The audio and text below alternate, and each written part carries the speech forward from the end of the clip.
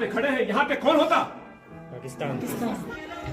तो दोस्तों जय माता जी बधाई दोस्तों भाइयों ने। तो दोस्तों આપણે અહીંયા રાત્રે રોકાણા था ગુરુદ્વારા છે ત્યાં પથ્થર બાબા સાહેબની જગ્યા ત્યાં રોકાણા હતા, દર્શન કર્યા, જમ્યા, સાંજે જમવાનું પણ હતું, પછી સુવાનું પણ મળી ગયું હતું અને સવારે જવો જાગ્યા છે અને હવે મોટું મોટું કંઈ ધોયું નથી કારણ કે ટાઈટ જ એટલી છે એટલે કંઈ મને જ થતું નથી મોટું કેમ જોવું, વોટ બોટ એ બધું પૂરું થયું.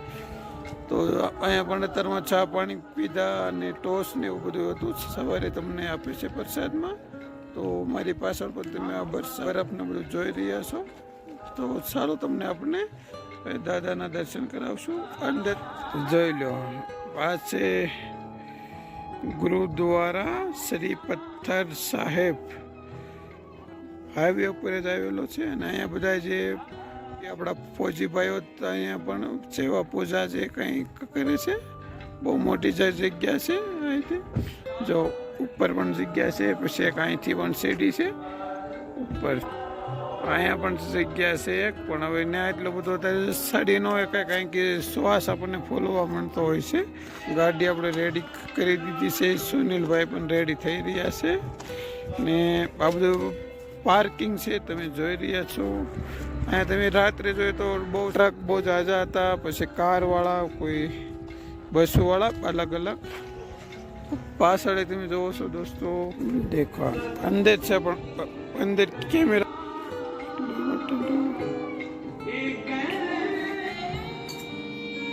તો આ છે દોસ્તો ઇતિહાસ ગુરુદ્વારા શ્રી પથ્થર સાહેબ જીના. અહીંયા પણ મારેલું છે. અહીંયા તમે જો આપણા ફૌજીભાઈ બધા કામ કરતા હોય છે. અહીંયા પણ સ્તંભ લાગેલો છે જેની ઉપર રાત્રે લાઇટ થતી હોય છે. તો ચાલો દોસ્તો હવે આપણે નીકળશું ગાડીઓ અને લે અહીંથી રહ્યું છે 25. ચાલો તો ચાલો દોસ્તો આપણે આવી ગયા છે લે. જોઈ લો છો એરફોર્સ નથી, હેલિકોપ્ટર છે અને એરફોન છે SB-255.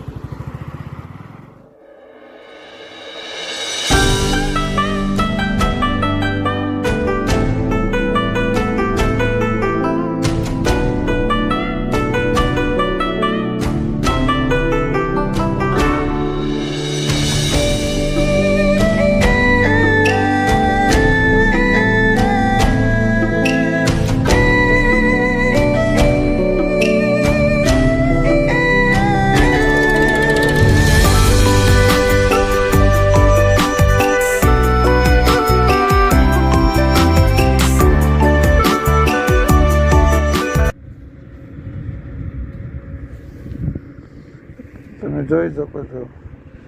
અને પછી શિપની અંદર ટોપું છે, અહીંયા નાની ટોપું છે, સાઈડમાં પણ છે. લાડ બધું આ રીતનું છે. અંદર મ્યુઝિયમ પણ છે.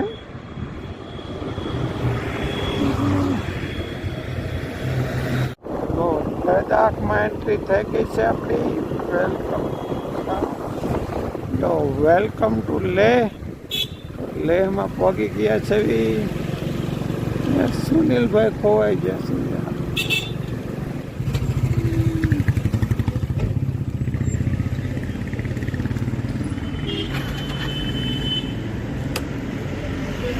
તો આપણે લેહમાં પહોંચી ગયા છીએ. તો આપણે એને ફરવા લાયક સ્થળ છે તે આપણે તમને બતાવી દઈશું.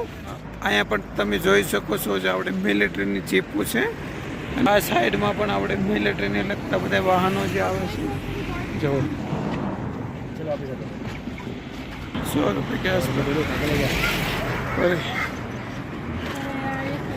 આ દોસ્તો બધી તોપો તમે જોઈ રહ્યા છો. તો અહીંયા ટિકિટ કાઉન્ટર છે, તમે જોઈ શકો છો. જોઈ લો, વિડીયો પોઝ કરી ટિકિટ કાઉન્ટર. તો દોસ્તો લેહની આજુબાજુમાં જે કાંઈ ફરવાલાયક સ્થળ છે દીધેલા છે, ક્યાંથી કયું કેટલા કિલોમીટર છે. આલેન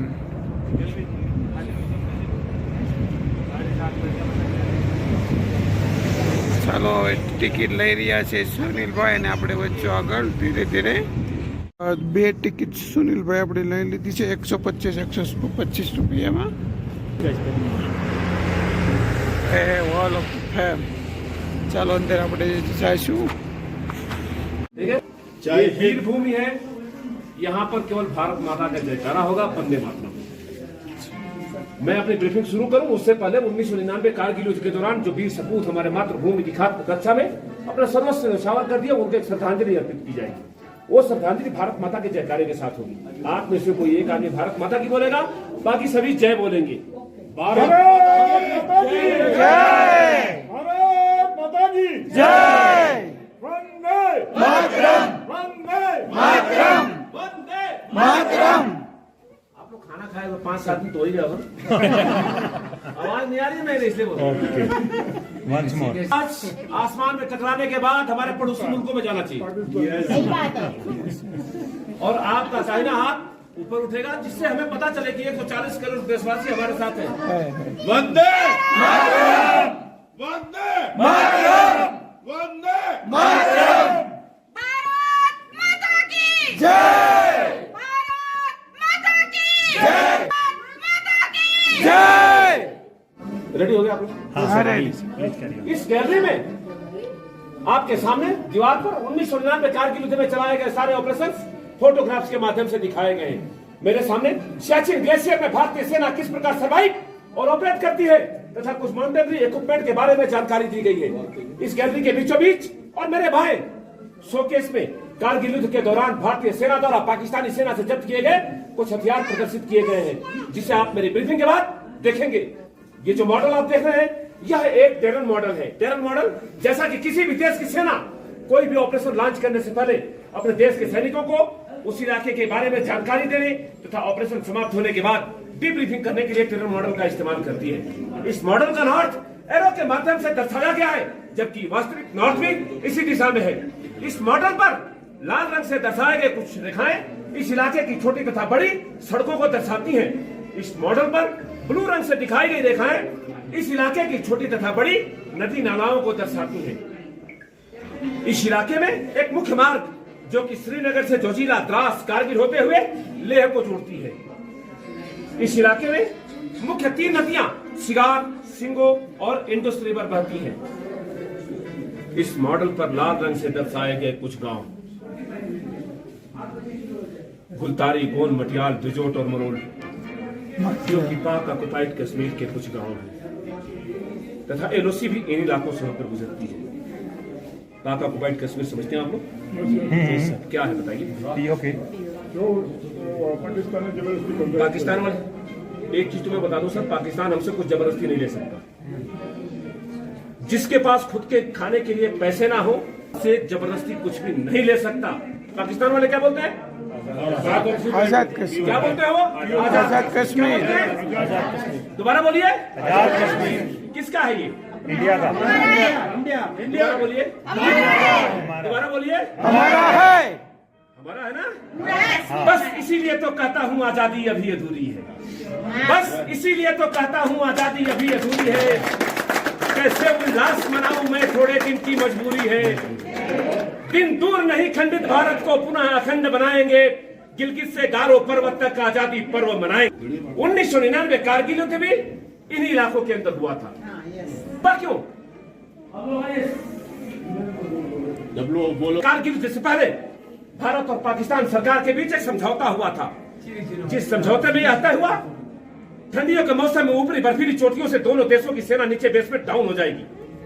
भारतीय सरकार ने समझौते का पालन करते हुए अपने देश के सैनिकों को नीचे बेस में डाउन कर लिया, लेकिन पाकिस्तान ने ऐसा नहीं किया और छुपते छुपाते पाकिस्तानी सैनिक हमारे कुछ पोस्टों को कब्जा कर लिया, जिसमें द्रास सेक्टर के अंदर तोलोलिंग 0.5140, टाइगर हिल 0.4875, कारगिल सेक्टर में 0.5608, कक्सार, बजदास, बटालिक सेक्टर में जुबैर हाइट, लूटोठालो, कालूबार और याल्दो।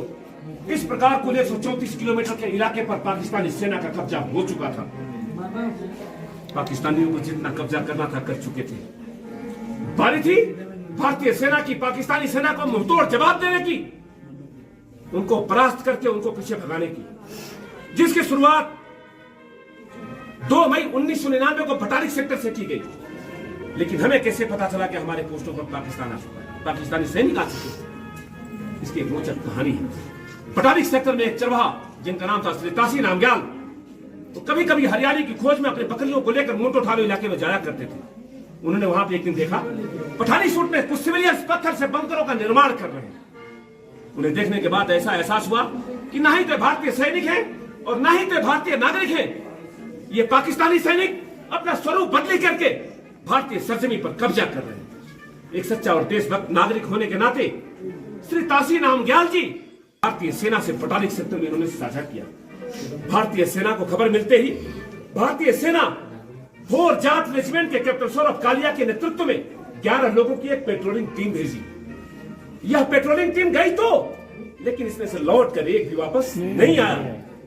इसके बाद भारतीय सेना ने भटारिक सेक्टर में एक ऑपरेशन लॉन्च किया, जिस ऑपरेशन का नाम था ऑपरेशन सफेद सागर। इसे सफेद सागर इसलिए नाम दिया गया क्योंकि ज्यादा बर्फीली और ऊंची चोटियां होने की वजह से यहां पर भारतीय थल सेना और भारतीय वायुसेना दोनों चलाया गया था।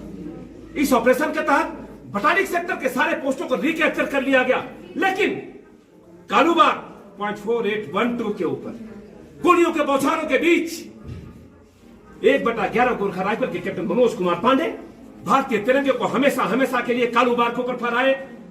लेकिन इस युद्ध में यह वीर सपूत वीरगति को प्राप्त। इस वीर सपूत की बहादुरी, कर्तव्य निष्ठा और बलिदान को देखते हुए भारतीय सरकार द्वारा इन्हें मरणोपरांत परमवीर चक्र से सम्मानित किया गया। Captain Manoj Kumar Pandey national defence academy में पढ़ते समय परमवीर चक्र पाने का सपना पूर्ण कर चुके थे। भारती का यह वीर सपूत इस शुभ दिन को देखने के लिए मां भारती पर मौजूद नहीं था। यह वीर सपूत मां भारती की रक्षा करते हुए मां भारती के तिरंगे को हम ओढ़कर हमेशा हमेशा के लिए मां भारती की गोद में समा चुके थे। अगली बारी थी द्रास सेक्टर। द्रास सेक्टर के पोस्टों को रिकैप्चर करने के लिए यहां भी एक ऑपरेशन चलाया गया, जिस ऑपरेशन का विजय द्रास सेक्टर में हमारे लिए सबसे महत्वपूर्ण पोस्ट तोलोलिंग। यह पोस्ट हमारे लिए महत्वपूर्ण इसलिए था क्योंकि तोलोलिंग से नेशनल हाईवे नंबर 1 दुश्मन की निगरानी में था। यदि इस पोस्ट को रिकैप्चर नहीं किया जाता तो national highway number 1 cut off हो जाता। और आज हम जहां पे खड़े हैं यहां पे कौन होता? पाकिस्तान। क्या ऐसा होता? ऐसा कभी नहीं होता। इसीलिए तोलोलिंग टास्क दूसरी बटालियन राजपूताना राइफल के कैप्टन विजय थापर को दिया गया। कैप्टन विजय थापर 1 महीने तक चले गुत्थम गुत्थी के युद्ध में अपने जवानों का हौसला बढ़ाते रहे। गोलियों के बौछारों के बीच मां भारती का यह वीर सपूत तोलोलिंग को ऊपर भारतीय तिरंगे को फहराए, लेकिन इस युद्ध में वीर गति को प्राप्त हुआ। कैप्टन विजय थापर वीर गति को प्राप्त होने से मात्र 2 दिन पहले अपने अंतिम भावनाओं को, अपने अंतिम इच्छाओं को एक पत्र में अपने मम्मी पापा के नाम से लिखा। वह पत्र इस म्यूजियम के अंदर द लास्ट पोस्ट के नाम से लगाया गया है। आप सभी प्यारे देशभक्त देशवासी यहां से जाने से पहले इस वीर सपूत की अंतिम भावनाओं को अपने साथ संजोकर जरूर ले जाइएगा। क्या पता इस पत्र को पढ़ने से इस वीर सपूत की आत्माओं को शांति मिले। उसके बाद अगली बारी थी .5140, जिसे रिकैप्चर करने का टास्क 13वीं बटालियन राइफल के कैप्टन विक्रम बत्रा को दिया गया, जिनका एक और भी नाम था शेरशाह। दोबारा बोलिए, शेरशाह। आवाज नहीं आई। शेरशाह। आपकी आवाज कैप्टन विक्रम बत्रा की आत्माओं तक पहुंचनी चाहिए। शेरशाह।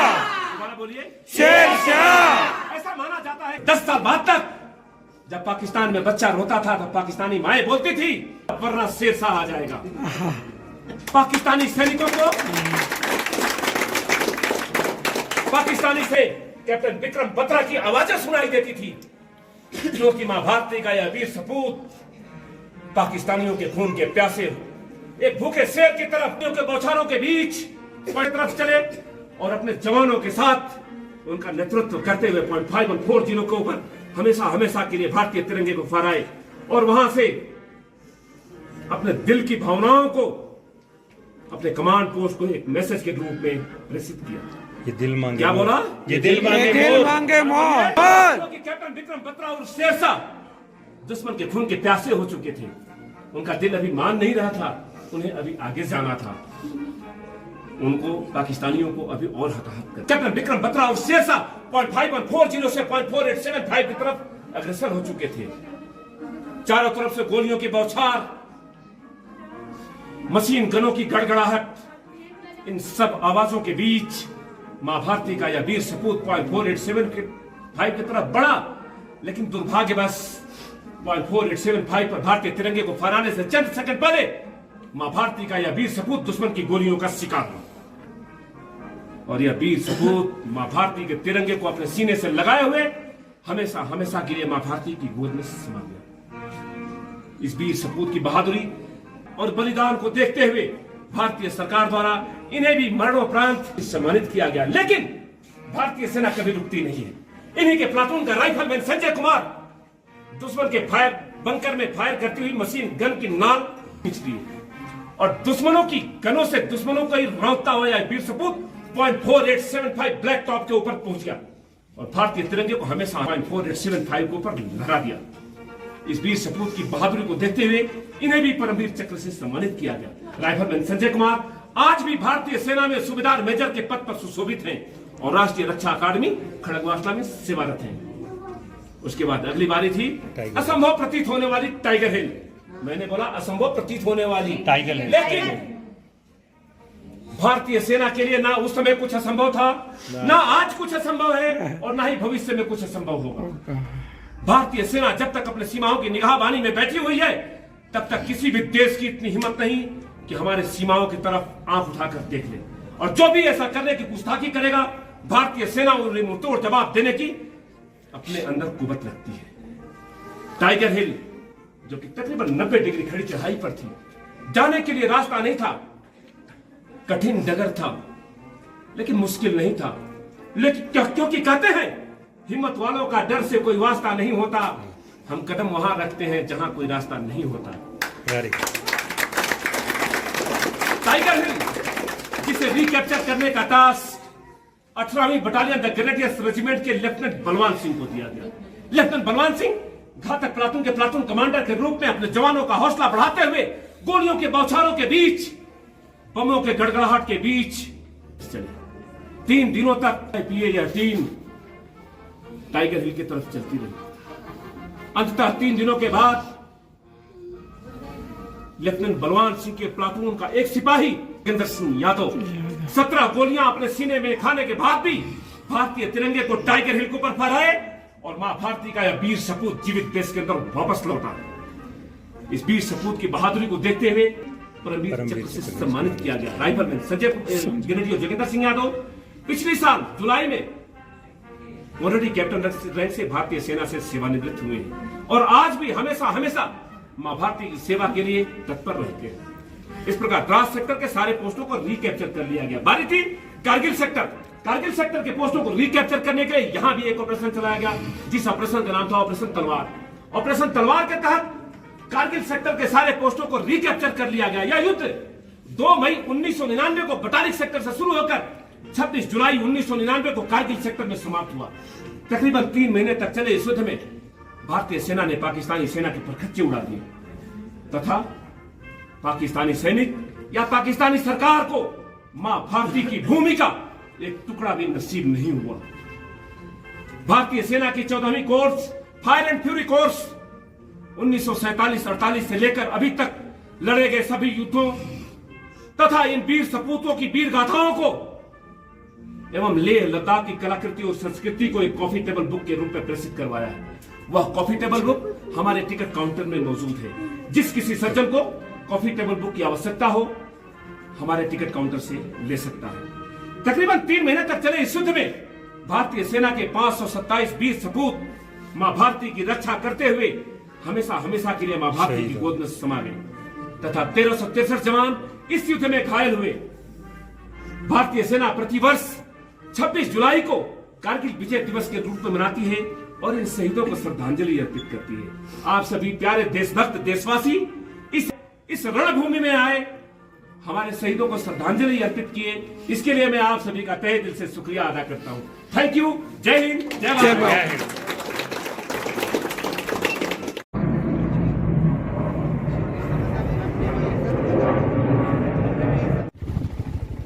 અત્યારે દોસ્તો આપણે મિલિટરી મ્યુઝિયમ જોઈને હવે જઈ રહ્યા છીએ આગળ. ચાલો જ્યાં જવું ત્યાં જઈશું. પછી પણ બે ત્રણ જગ્યા જોવાની છે એ બાકી છે.